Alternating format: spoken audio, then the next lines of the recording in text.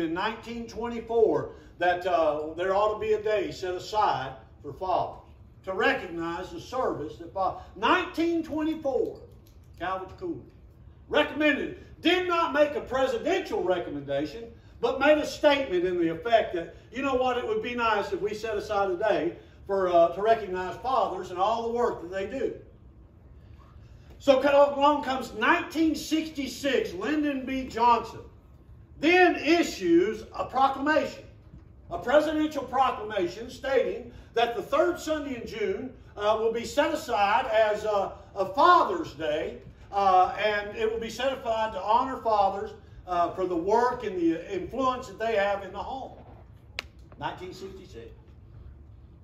It wasn't until 1972, under Richard Milhouse Nixon, that it finally was signed into a law that there was a father.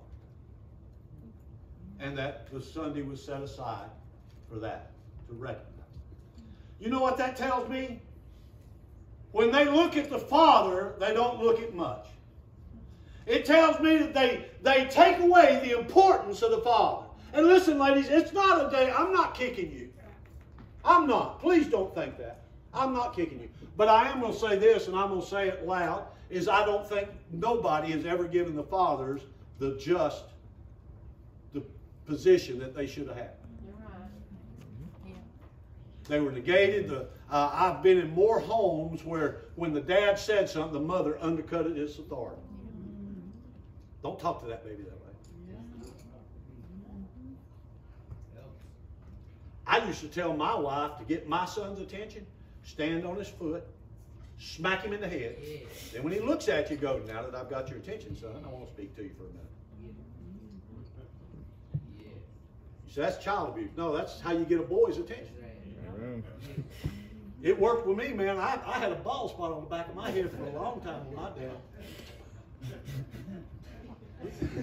Listen, I guarantee you there's men in here that have had that same bald spot.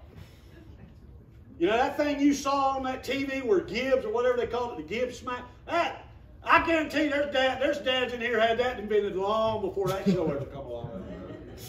My old man had that thing down pat. Smack. What's that for? I was talking to you, son, and you wasn't listening. You say that's child abuse. No, that's good parenting. Amen. Listen, in other countries, healthy parenting would be considered child abuse here. Because now, today, you can't put a belt on little Johnny's bottom where the belt goes. Where the bottom is designed by God to be used. And what we need to get back to is we need to get back to godly fathers.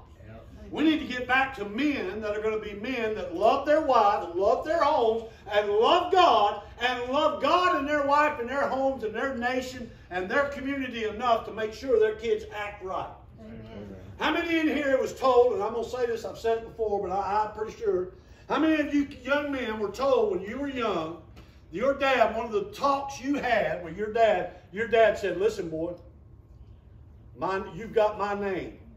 Don't go out here and mess my name up in this community. How many of y'all got that talk? I got that talk. Remember what your last name is, son, because you go out here and mess it up, and me and you going to have issues. That's a good dad.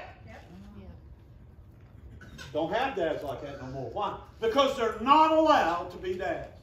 I'll tell you, the first thing we need is we need Christian fathers. Take your Bible and go with me. Now, we're going to move quickly now. That's the introduction. We're going to move. Take your Bible and go over to